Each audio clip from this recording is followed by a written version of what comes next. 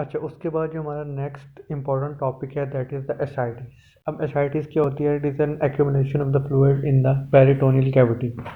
और sign and symptom of ascites मतलब clinically तब नज़र आती है एसाइटिस जब फ्लूइड 500 ml से ज़्यादा हो जाए। अब एसाइटिस के सबसे पहले कॉज करते हैं। कॉज करने से पहले एक सिंपल मैकेनिज्म समझ लें कि हम ब्लड वेसल से जो फ्लूइड है उसकी एक्सचेंज किस तरह होती है। देखिए, जो एक ब्लड वेसल्स है यानी कैपिलरीज है ना, उसके अंदर होते हैं छोटे छोटे पोर्स जिसके थ्रू जो फ्लूइड है वो इंटरस्टिशियल स्पेस के अंदर चला जाता है। अब अगर उस वेसल के अंदर हाइड्रोस्टैटिक प्रेशर इंक्रीज होगा तब भी फ्लूइड बाहर जाएगा। अगर उसके अंदर ऑनकोटिक प्रेशर यानी जो प्रोटीन की वजह से प्रेशर होता है वो कम होगा तब भी ग्रेडियंट की वजह से फ्लूइड बाहर जाएगा। और अगर उस वेसल में जो हमारा लिम्फेटिक सिस्टम है उसने अपने जो सिक्रीशन है वो वापस हमारे पास सर्कुलेशन में नहीं भेजी तब भी बाहर स्पेस में फ्लूइड इकट्ठा हो जाएगा। ये एक प्रिंसिपल है।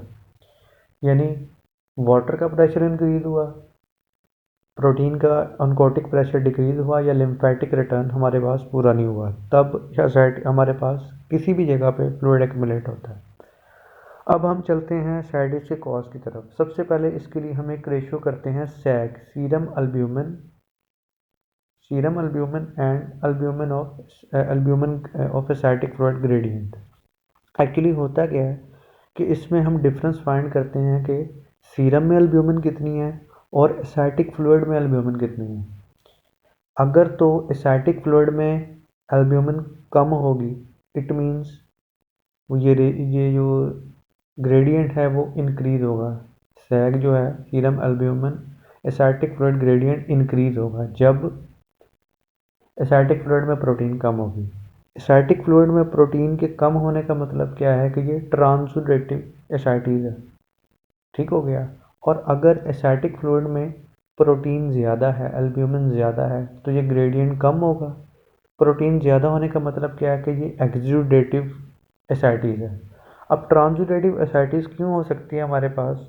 जब हमारे पास वेसल के अंदर प्रोटीन कम है या उसके अंदर हाइड्रोस्टैटिक प्रेशर ज़्यादा है तब ट्रांसुडेटिव होगी ना, तभी तो वो फ्लूइड बाहर जाएगा और प्रोटीन कम जाएगी सिर्फ फ्लूइड बाहर जाएगा। तो वो ट्रांसुडेटिव की कॉज क्या है? Liver cirrhosis. लीवर सिरोसिस की वजह से क्या हो सकता है? एक तो पोर्टल हाइपरटेंशन हो सकती है। नंबर 2 पे लीवर की सिरोसिस है तो वो प्रोटीन ही नहीं बना रहा, तो ऑनकोटिक प्रेशर भी रिड्यूस होगा तो फ्लूइड बाहर जाएगा। कार्डियक डिजीज़ जो राइट हार्ट की डिजीज़ है उसकी वजह से ब्लड बैक की तरफ फ्लो होगा और हाइड्रोस्टैटिक प्रेशर इंक्रीज करेगा, वो एसाइटिस करवाएगा। हाइपोप्रोटीनीमिया यानी यूरिन में हाइपोप्रोटीनीमिया यानी ब्लड में प्रोटीन कम है, यूरिन से निकल रही है, इसमें रीनल फेलियर हो सकता है। नेफ्रोटिक सिंड्रोम आप कह सकते हैं। स्टारवेशन, मैल ऑब्जॉर्प्शन मतलब आपने प्रोटीन खा नहीं रहे या प्रोटीन लॉस ज़्यादा हो रही है या किडनी से लॉस ज़्यादा हो रही है तो हाइपोप्रोटीनीमिया की वजह से हो सकता है। मीक सिंड्रोम एक होता है जिसके अंदर एसआरटीज और क्लियर डिफ्यूजन होती है। बर्ड क्यारी सिंड्रोम, इसके अंदर भी हेपेटिक वेन की ऑब्स्ट्रक्शन होती है, उसकी वजह से जो हाइड्रोस्टैटिक प्रेशर है इंक्रीज होता है। अब एक्सीडेटिव कब होगा? जब भी कैपिलरी की परमिएबिलिटी लॉस होगी जिससे प्रोटीन बाहर जाएगी, तो वो मैलिग्नेंसी में हो सकती है, टीबी में हो सकती है, बैक्टीरियल पेरोटिनाइटिस में हो सकती है, केमिकल पेरोटिनाइटिस में हो सकती है और पैंक्रियाटाइटिस में हो सकती है। ठीक है, तो ये एसाइटिस में हो सकती है। अब एसाइटिस में हमने साइन एंड सिम्टम पढ़ने हैं।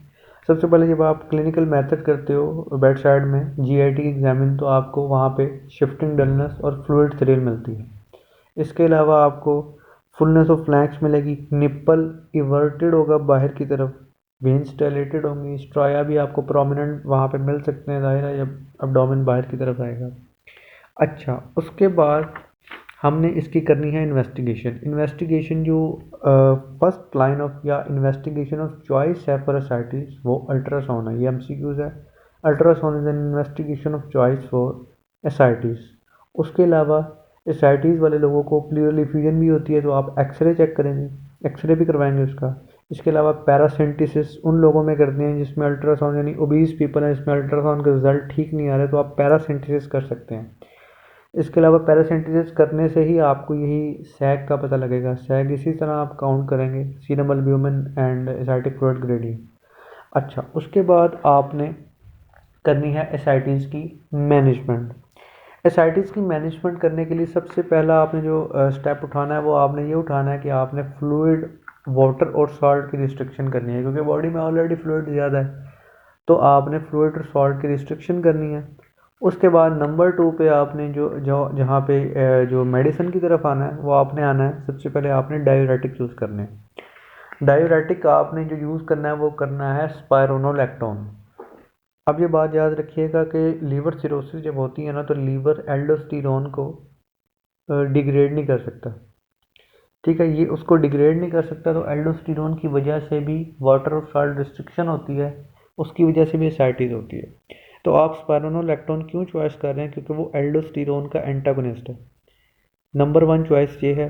और इसके साइड इफ़ेक्ट क्या होते हैं कि ये हाइपरकलीमिया और गायनेकोमेस्टिया कॉज करता है, इसलिए ये लेस टॉलरेंट होता है। तो इसके बजाय आप जो है वो इसके साथ आप जो है वो लूप डायरेटिक इस्तेमाल कर सकते हैं।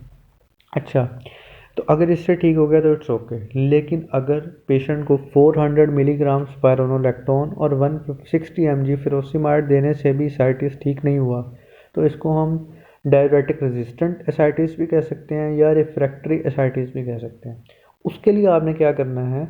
उसके लिए आपने ये करना है कि पैरासिंथेसिस करनी है, यानी नीडल पास करके जो फ्लूइड है एसाइटिक उसको बाहर निकाल लेना है। कितना निकालते हैं हम? 3 to 5 लीटर पर डे।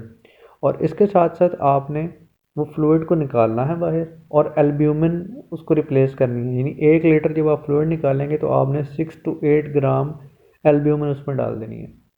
ठीक है, उसने नंबर 2 पे कहा है कि अगर पर्सन को बैक्टीरियल पेरोटिनाइटिस है, स्पॉन्टेनियस बैक्टीरियल पेरोटिनाइटिस है, तो आप पैरासिंथेसिस ना करें, क्योंकि इससे रीनल फेलियर के चांसेस ज़्यादा हो जाते हैं। ठीक है, तो फर्स्ट लाइन ट्रीटमेंट इसकी जिसकी वो जो रेजिस्टेंट थी साइटिस, उसकी क्या है? पैरासिंथेसिस है। पैरासिंथेसिस आपने किस में नहीं करनी? स्पॉन्टेनियस बैक्टीरियल पेरोटिनाइटिस में नहीं करनी। अगर नहीं करनी तो और क्या कर सकते हैं आप? टिप्स का प्रोसीजर मैंने आपको बताया था पिछले में जब एसोफेजियल वेरिसिस पड़ी थी, transjugular intrahepatic portal systemic stent shunt, तो ये आपने करनी है। ये भी फर्स्ट लाइन ट्रीटमेंट है। अच्छा, और उसके बाद इसके जो हैं वो कॉम्प्लिकेशंस आपने सिंपली वो उसकी ही हैं।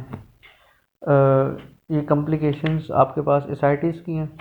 एसाइटिस की कॉम्प्लिकेशन में रीनल फेलियर हो सकता है, हिपैटोरीनल सिंड्रोम हो सकता है, स्पॉन्टेनियस बैक्टीरियल पेरोटिनाइटिस हो सकता है। ये सारी इसकी कॉम्प्लिकेशंस आती हैं। This was all about ascites.